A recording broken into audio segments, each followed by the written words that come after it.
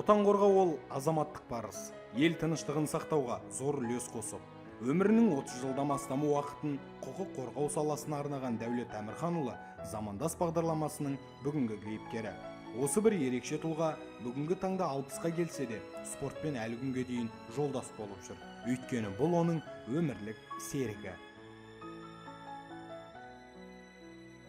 Полиция полковнигі Темірханов Дәулет Әмірханұлы 35 жылдан астам уақытын қиындығы мен қызығы мол ішкі істер органдарының қызметіне арнап, милиционерден елордалық Арлан арнайы мақсаттағы бөлімше командиріне дейінгі белеске шыққан.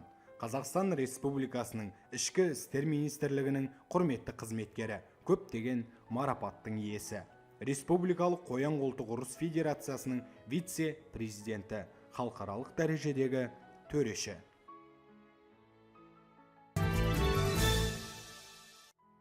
Нар тұлғалы замандасымыз келешектегі атқарар қызметі мен мамандығын бұрыннан болжап қойған ба дерсіз. Бұлай деуіміздің себебі ол жастайынан спорттың бар түрімен қатар шұғылданып, биік дәрежедегі жеңістерге бала күннен қол жеткізе білген. Ауылда енді кейбір жерде сондай бір керемет спорт кешендері жоқ қой. Далаға шығып футбол ойнайсың, немесе үйдің жанында көгалда мысалы үшін волейбол соғасың. Содан кейін барғанда қазақтың ең несі жаңағы күрес қой. Күреспен қазақ халқы күреспен күрес жаңағы немен шұғылданған күреске барасың. Күресте де жаңағы школдың ішінде кішкентай школа, содан ары қарай жаңағы басқа қалаларда барғаннан кейін жаңағы сол күреспен, қоян-қолтық несімен, бокспен шұғылданып, содан ары қарай өзіне керек нәрсе мысалы үшін. Міне, дәл осы спортқа бейімділігі оны адастырған жоқ. Мектеп қабырғасында жүлделі жемістер сыйласа, әскер қатарында алдыңғы шептен көрініп, қойылған тапсырмаларды мүлтіксіз орындауға мүмкіндіктер туғызды. Ал милиция қызметкері болуым күтпеген жерден жасалған ұсыныс еді дейді ол. Армиядан кейін қайтадан Алматыға келеміз ғой. Алматыға келгеннен кейін сонда жаңағы енді әскери неге тұрмыз керек, учет дейді ғой, жаңағы соған тұрып военкомат келсем, бір үлкен кісі енді майор шені бар, сол келіп тұр екен, менің бойым ұзын, жіңішке келген, сондай немін ғой, дене бар, соны келетті ма, милицияға барғыңыз келе ме деп, қызмет жасайсыз ба деп. Мен білмеймін мен оны дедім, соны жарайды деп жаңағы кісі милицияға шақырып, содан 76 жылы айынан бастап милицияға қызметке кірдім. Заңдылықты сақтамай, тәртіп орындалмайды. Бұл Дәулет Әмірханұлының өмірлік қағидасы. Осының да арқасы болар, ол жай қызметкерден арнайы мақсатта құрылған бөлім командиріне дейінгі дәрежеге жетті.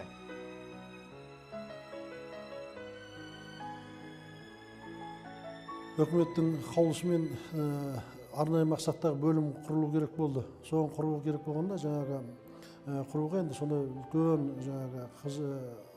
жаңағы білімі бар, жаңағы дене құрылысы мықты бір сондай командирлер керек болып, соны конкурс болды. Сол конкурстан жаңағы 5 адамның ішінен мен жаңағы соны мен нетіп, соны өзім алғашқы рет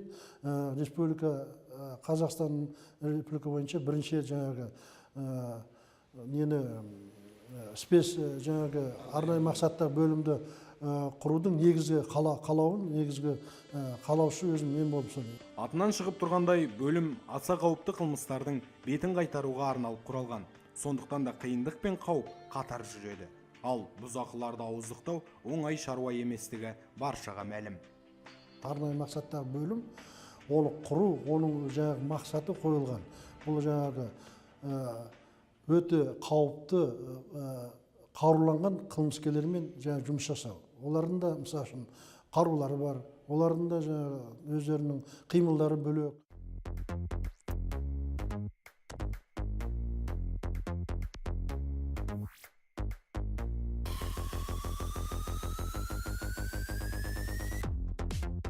Талай жылдар бойы әскери қызметте табанды еңбек еткен замандасымыздың бүгінгі таңда салауатты өмір салтын насихаттау жолында істеп жатқан ерен еңбегін атап өтпеске болмас. Динамо спорт кешенінің табалдырғын аттар болсаңыз, оған әбден көзіңіз жетері сөзсіз. Қалалық спорт Динамо қоғамына осы жасөспірімдердің келуі өзі таңертеңнен бастап қарасаңыз, таңертеңгі 4 жастағы баладан 84 жастағы кемпір шалға дейін келіп жүреді. Неге десеңіздер, бұл жаңағы осы қазіргі заманға сай әр адам өзінің жаңағы балаларын, немесе туған туысқандарын спортпен шұғылданса деп ойлайды. Сондықтан біз мына спорт Динамо қоғамына жаңа келген жаңағы спортшылардың келуіне өте қуанамын. Неге десеңіз, осы всегда жаңа есік ашық. Өкілеген ел үмітін арқалап, талай шетелде додалы жарыстарда топ жарып жүрген қандастарымыз жетерлік. Ал сол спорт майталмандарының осы Динамо қоғамында қанаттарын қатайтып, шеберліктерін шыңдағанын бірі білсе, енді бірі біле бермесе анық. 91 жылдан бері, қазір 2012 жылға дейінгі мысалсын Динамо қоғамының өте көп жетістіктері бар. Неге десеңіз, ол сол уақытқа дейін өзі 45 медаль алып келіпті. 45 медаль. Соның мысалы үшін қазіргі біздің 2012 жылдағы Лондондағы Олимпиада ойындарда біздің Динамо қоғамы 5 алтын алып келді. 5 алтынның, егерде Қазақстан бойынша 13 медаль алсақ, оның 11-і жаңағы біздің Динамо қоғамының медальдары. Соның ішінде 5 алтын, 1 күміс, 1 қола. Жоғарыда аталғандай бір бойында талай спорт жұрнақтары жинақталған самандасымыз қоян қолтық ұрысының да шын жанашыры. Ел болашағы өскелең жастар десек, сол жастардың бойында патриоттық тәлім тәрбие беріп, жігерлендіру федерацияның негізгі мақсаты. Біздің алға мақсат жаңағы осы федерацияның жаңағы несін арттыру, жұмыс жасады. Жасөспіріммен, жас балалармен жұмыс жасауымыз керек. Неге десең, бұлар кейін өздеріне армияға барғанда, тағы да басқа незе барғанда өзі керек болады.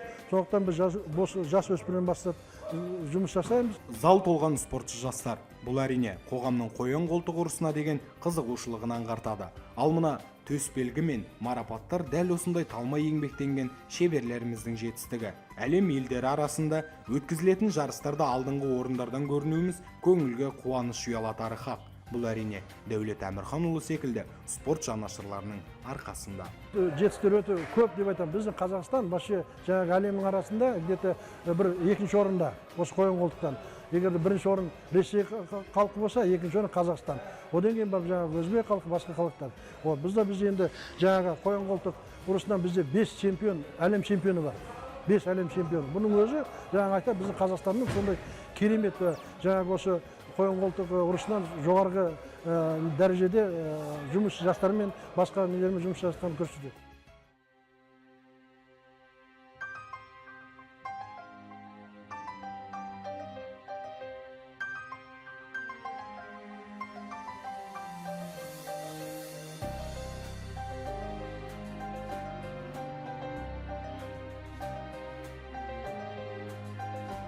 Динамо орталығы жан-жақты қамтылған, спорттың бар түрімен шұғылданам деген адамға толық мүмкіндіктер жасалған кешен. Спортты жаны сүйген әр адамның қатысуына тегін жағдайда қарастырылған. Осыны елеген жастар мен бапкерлердің кейіпкерімізге деген жүрек жарды пікірі мынадай. Қазір міне сол Дәулет ағаның көмегімен Астана қаласының жастар құрама командасының чемпионатын өткіздік. Мынау отырған, көріп тұрғандарыңыз осы Астана қаласының 93, 95, 96, 98 жылғы арасындағы жастар мен жасөспірімнің құрама командасы. Осығанда Дәулет аға бізге уақыт берді. Күніне 2 рет келіп жаттығу жасауымызға, оқу-жаттығу әдістері, оқу-жаттығу жиындары өтіп жатыр қазір. Осы біздің Динамо залында. Енді арасында бір күні жүгіреміз, бір күні темір көтереміз, бір күні қап соғамыз, бір күні жаңа бассейнге жүземіз. Енді жоспарланған жоспарымызбен ақырындап алдыға қарай жылжып келе жатырмыз.